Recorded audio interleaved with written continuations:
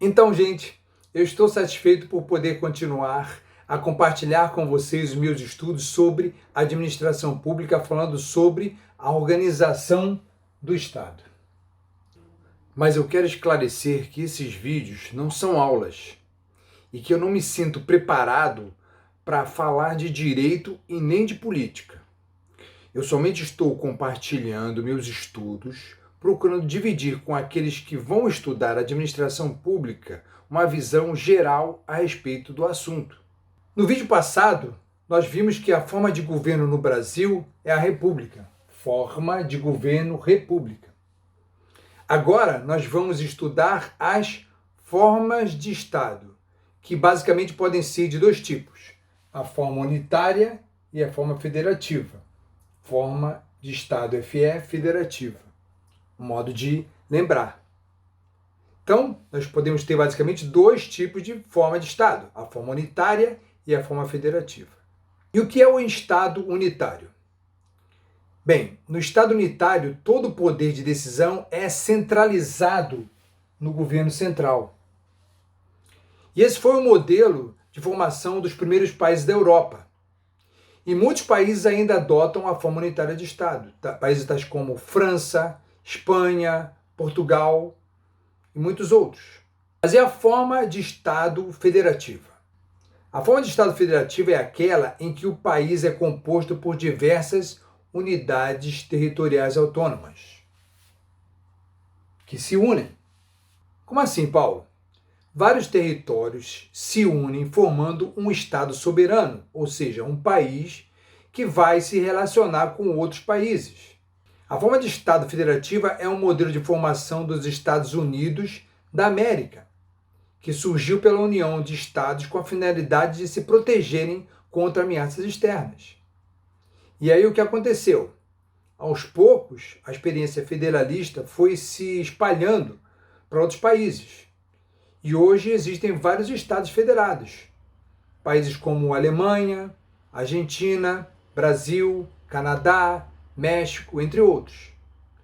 Países que aderiram a essa forma de Estado na tentativa de descentralizar o poder de decisão, mas tendo um governo que os representasse internacionalmente. E como é no Brasil? O artigo 1º da Constituição Brasileira, de 88, começa assim: a República Federativa do Brasil.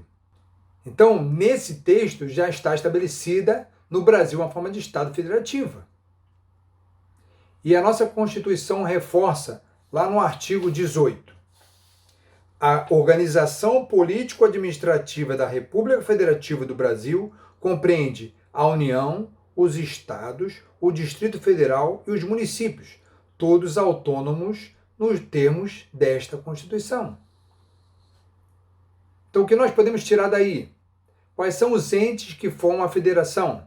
São U, E, DF e M.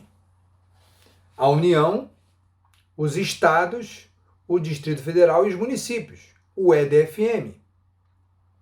A União, que trata de interesses nacionais, os 26 estados-membros, Amazonas, Pará, Bahia, São Paulo, até lá no Rio Grande do Sul, o Distrito Federal e os mais de 5.000 municípios que existem no país. Aí você me pergunta, Paulo, se o município está lá dentro do estado, ele não se submete às leis daquele estado-membro? A resposta é que, em certos assuntos, sim, em outros, não.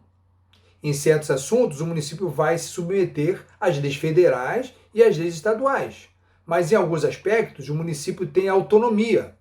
Autonomia para decidir sobre certos assuntos que só dizem respeito àquele município.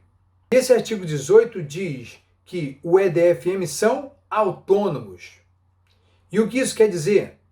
Isso quer dizer que a União, cada Estado-membro e cada município tem certa autonomia, certa liberdade de decidir a respeito de alguns temas, certa capacidade de auto-organização e de autogoverno.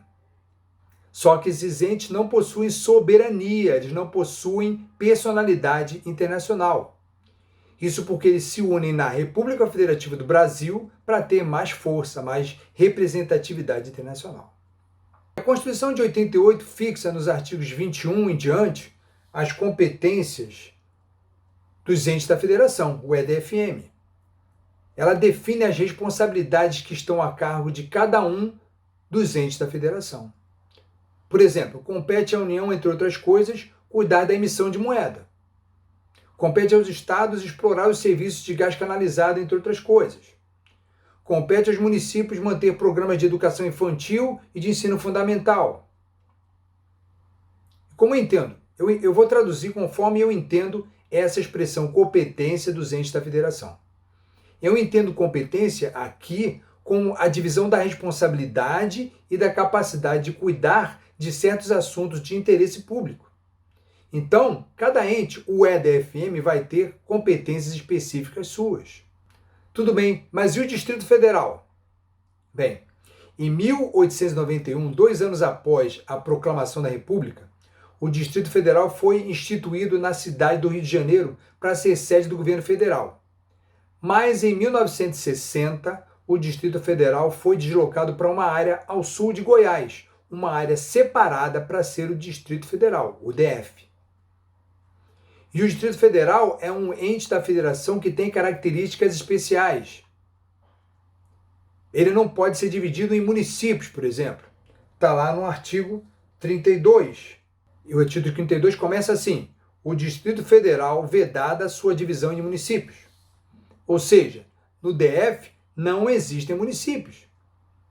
O DF é dividido em RAs, regiões administrativas, com administradores regionais que são indicados pelo governador do DF.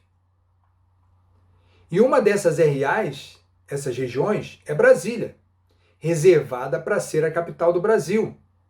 Então Brasília não é uma cidade, não é um município. Ela é uma das regiões administrativas do Distrito Federal, criada para ser a capital da República Federativa do Brasil. Está lá no artigo 18, parágrafo 1º. Brasília é a capital federal. Então, vamos entender. O DF não possui uma Constituição estadual, porque ele não é um estado. E ele não possui leis orgânicas municipais, porque ele não pode ser dividido em municípios. Então, o que ele possui? Ele possui uma lei orgânica especial, a lei orgânica do DF. E o poder legislativo do DF? Ele não possui vereadores e nem deputados estaduais. Ele vai possuir deputados distritais na Câmara Legislativa do DF. E eles vão acumular tanto competências estaduais como municipais de legislar. E o DF não tem um poder judiciário próprio. Então, Paulo, como é que é o poder judiciário do DF? Está previsto no artigo 21 da Constituição, inciso 13. Compete à União organizar e manter o poder judiciário no Distrito Federal. Por isso, o judiciário do DF é exercido pelo TJDFT, Tribunal de Justiça do Distrito Federal e dos Territórios, que vai ter orçamento e organização da União. É um poder judiciário especial para o DF, organizado e mantido pelo governo federal. Então você falou de TJDFT, então você está falando de territórios. O que são territórios? Bom, até 1988 existiam no Brasil os territórios federais, criados para a defesa e para urbanizar áreas mais afastadas e menos povoadas, entre outras causas. Mas a Constituição aboliu os 3 territórios que existiam. Fernando de Noronha passou a ser parte do estado de Pernambuco. Amapá e Roraima viraram estados-membros. Mas a possível criação de territórios está prevista na Constituição, caso seja necessário. Agora, pessoal, eu preciso abrir parênteses para eliminar uma possível confusão no uso da palavra Estado. Nós usamos a palavra Estado quando falamos do Estado-nação, o país. Mas também usamos a palavra Estado quando falamos dos Estados-membros, Amazonas, Pará, etc. Então, é preciso se ligar e observar quando se está falando do Estado-nação e quando se está falando do Estado-membro. E o que acontece? Os Estados-membros se unem para formar o Estado-nação Brasil. Então, nós estudamos que no Brasil nós temos a forma de Estado federativa, tá? E os entes da federação são o EDFM, com competências específicas. E eu espero neste vídeo ter colaborado para um início de entendimento sobre essa organização e estrutura do Estado brasileiro. Se você gostou, dá um like para eu saber se foi relevante para você, tá bom? Obrigado pela atenção e um forte abraço a todos. Tchau.